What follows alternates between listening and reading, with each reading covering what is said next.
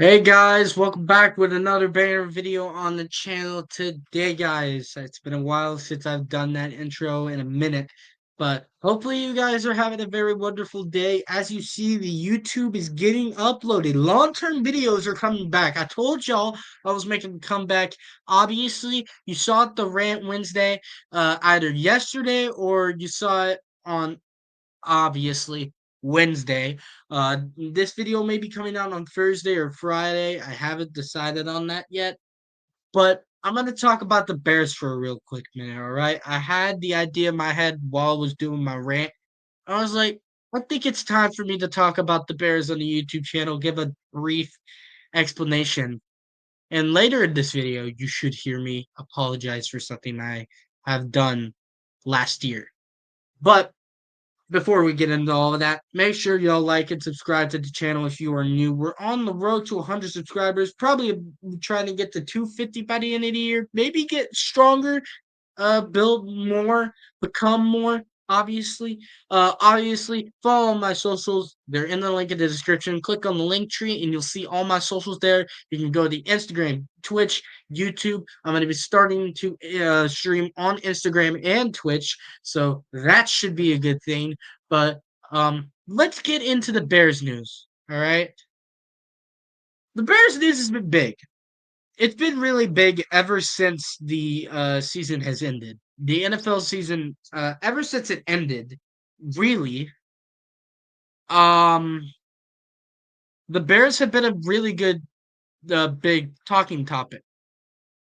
Obviously, they were last year because of Caleb Williams and how they had the number one draft pick and everything. They're obviously not in that conversation again. They're at the number 10 pick, which I will also get at in this video.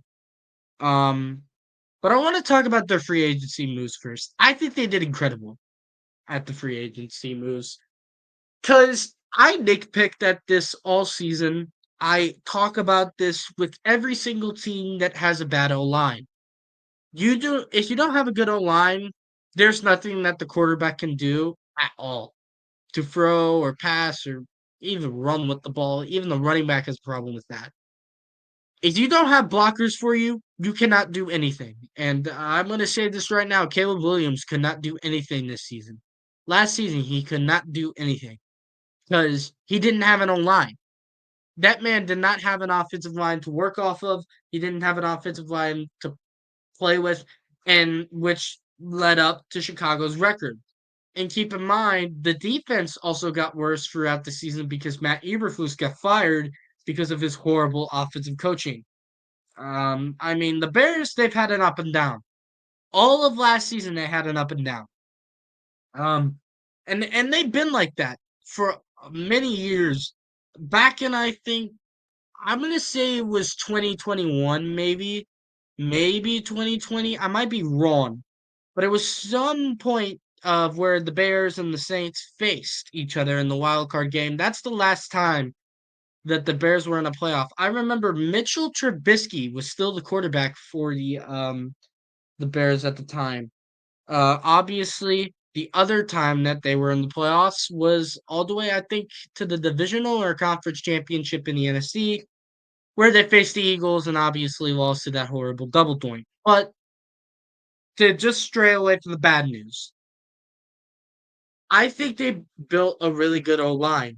Their O line hasn't been as great as it should have been over the years. And that's a really big factor in every single offense. Even the Giants need that.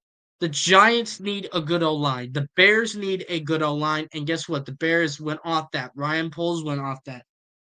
And yet, no one seems to like Ryan Poles as the GM, which kind of bothers me a bit because Ryan Poles has made all these big moves, made all the big chess moves. You got DJ Moore. Keenan Allen was like an all right pickup. I get that. You got a good running back. I'm pretty sure they got a good running back out of it. You got a good quarterback. He's also helped you get your whole entire line back, hopefully to be good this season and can be good entirely. You have Ben Johnson as the head coach now. You have good offensive coordinators and defensive coordinators rebuilding the whole entire team that was once the Bears. but yet some people still think it's good to doubt him, and I don't think you should. I don't really think you should doubt the Bears. I don't really think you should. I think they can reach the top of the NFC North this year. Not the really big top, because I think the Lions will go down a bit. The Vikings, they might come up. It just depends on what they go with their starting quarterback situation, because they're still having this. Actually, they're not, because Sam Darnold got signed to Seattle. I forgot about that. So McCarthy is going to be the starting quarterback unless they make any other moves. But the two teams that are left in there is Green Bay and Chicago, and I think Chicago's just going to overtake Green Bay. If I'm wrong about that, you can flame me in the comments. That's fine with me. I'm fine with it. You can flame me in my comments. I don't really care.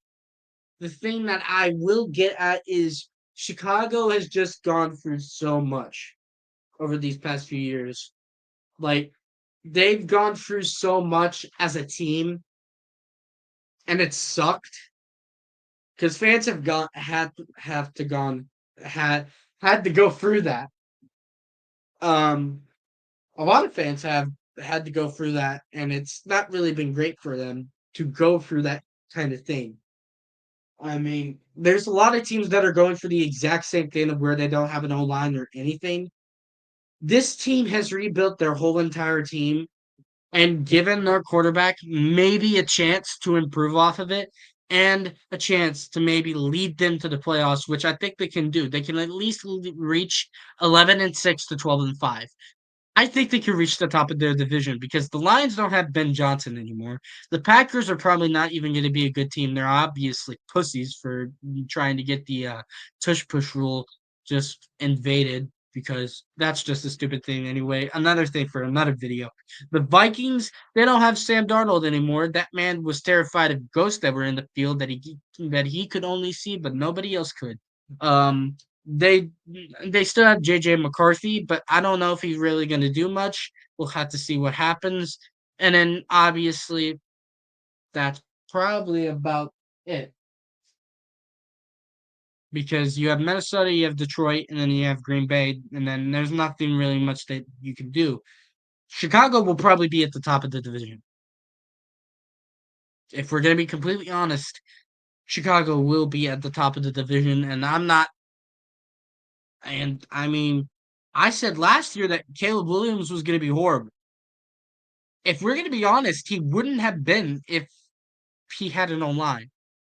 And I'm going to kind of lead off the Bears for a moment and just focus on college players for a minute. College players, they really focus on how good they are, how popular they are. That's not the single thing that you should be focused on all about them. The thing that you should be focused on with these college players is how what good of skill can they be? What good can they do for your team and not have to be the automatic number one draft pick for the season to be predictable? I mean, I'm just saying, what do we have? What do people have to do to get a better draft pick? What do people have to do um, to see a good player and see which player is bad and that's a bust? Because I still stand on some points. Caleb Williams does have flaws. It can be reached. But those flaws are really just non-seeable right now. They could be seeable this season.